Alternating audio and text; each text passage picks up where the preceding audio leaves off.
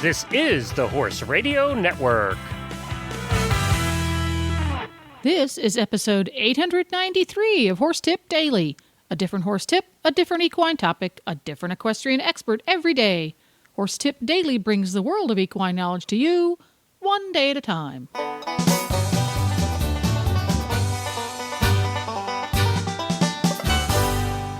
Greetings, horse people. Coach Jen here, and thanks for tuning in to Horse Tip Daily.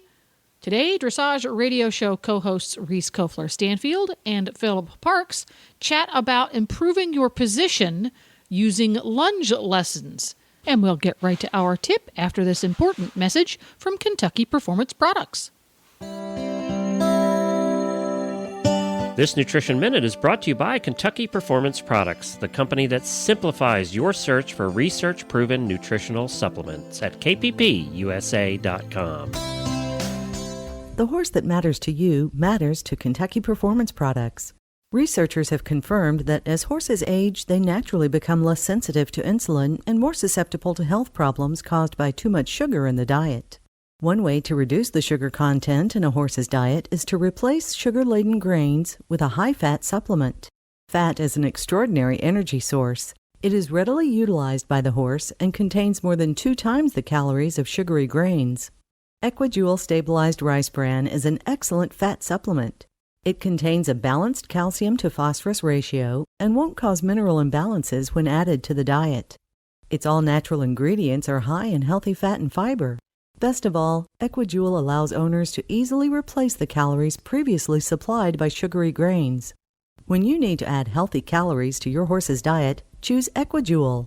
To learn more, visit Kentucky Performance Products at kppusa.com. Well, this week, Philip, you and I are doing the Total Saddle Fit Shoulder Relief Girth Trainer Tip of the Week, and it's actually coming from a listener question. So go for it, Philip. All right. Well, we got a great email here, and this is a position question, so I'll get right into it. I'll just read as much as I think is important here for this. This is a problem that a lot of people have, so it's not a very specific issue, and then we thought it would be great for the show because we want to talk about a few of these issues here on the show. So let's go. First of all, I walk like a duck and therefore ride like a duck. A few years ago, we thought that maybe if I put spurs on, that would force me to turn my toes in. I rode with them for several months and did not manage to change my leg position, so I was banned from wearing spurs ever again. Now it's time for my horse to learn changes, and spurs might help me with the aid.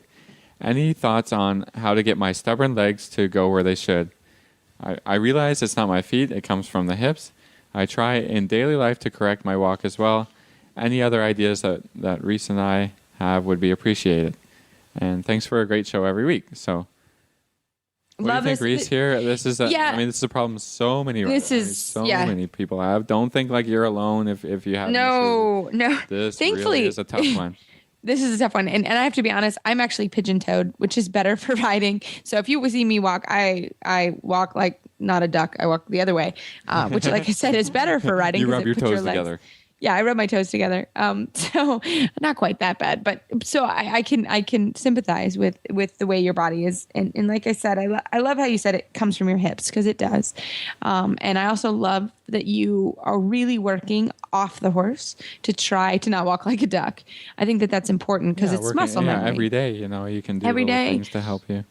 Right. And again, the theory is that it takes 10,000 muscle repetitions to change a habit. And if you've been walking like a duck all your life, it's going to be really challenging to change that. So I think, number one, working when you're not in the saddle is a really good idea. I think that's really important. And then number two, and I know Philip is too, riding without stirrups is a really huge thing. It will help a lot because gravity takes over. Again, you have to have the right horse to take your stirrups away. And again, if you're riding something crazy or that needs to see Linda Pirelli, don't ride without stirrups. But, if you're on a good horse in an arena, you're usually okay. And really, we work a lot on riding without stirrups. I think it's a really important thing. And then the other thing that I would say is lunge lessons. Those are also very, very helpful. Working. Bring it back to lunge lessons. Good one. Yep. Lunge lessons are huge. And then just doing some basic exercises where you kind of show your legs, stand in front of the mirror if you have one, or even bring out a little mirror or something that you can see or videotape so you can change. And so your body kind of knows, okay, this is the position I'm supposed to be in versus this is when I'm not.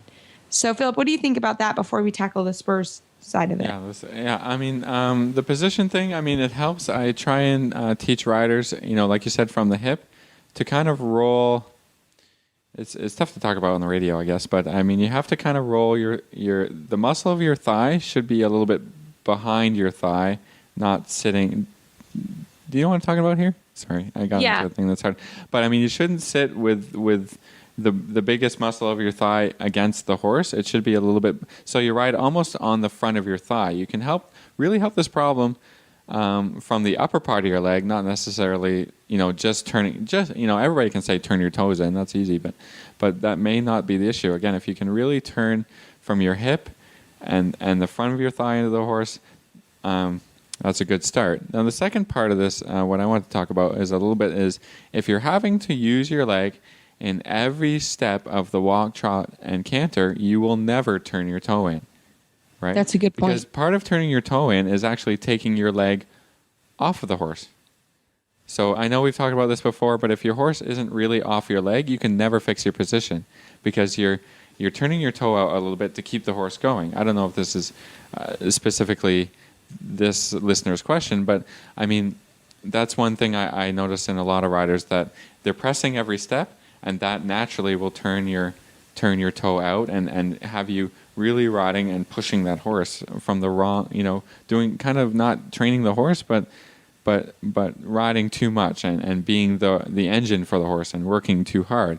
When you take your leg off and turn your toe in, the horse is supposed to keep going. So if he doesn't do that, or she doesn't do that, that's a good place to start, is to get them off of a lighter aid and moving under their own momentum a little bit and staying what we like to call in front of your leg. We talk about this a lot, so I don't want to get into it all over again with you, Reese, here, but that's so important because to be able to sit really well, the horse has to be just going under his own volition a little bit. Then you can start to take that leg off and turn the heel out. Yeah, that's my tip. Maybe that's your problem. Maybe that'll help with your problem, but there you go. No, I like it. And that's also when you bring it back to lunge lesson, the person that's lunging is keeping, or should be, if they have a whip, keeping the horse in front of you. Keep the horse going, and then you can just work. So again, when someone's lunging you, you should not be doing anything to ride. Not telling the horse to walk or try. Let the lunge person be doing that, and then you just sit and you just work on your position, not riding and lunging, because you might as well have your reins if you're going to be working on energy and rhythm and bending as well as. So that's a good point, Reese. That lunge lesson is just you sitting. The person who's lunging you can tell the horse to walk, trot, canter, make the downwards transitions a little bit from the lunge line so that you could, I don't do this very often, but you could lunge, you can get lunge with no reins also. Right? If you have a little bit contact issues or rein issues and holding your hands, you don't even need them to be lunged. So that's a little tip too. That's a good one. Well, there you go. If you enjoyed Reese and Philip chatting about all things dressage, you can tune in every week at dressageradio.com. Or even better, you can have all of your favorite Horse Radio Network shows with you wherever you go by downloading the free app for iPhone or Android. Go to your app store and search Horse Radio Network. You can download it today. It's quick, it's free, and it's easy. This podcast has been made possible through the generous support of Kentucky Performance Products and listeners like you. The Horse Radio Network and the Horse Radio Network hosts are not responsible for statements of guests or their opinions. Use your own judgment when listening to the tips provided by the experts on Horse Tip Daily.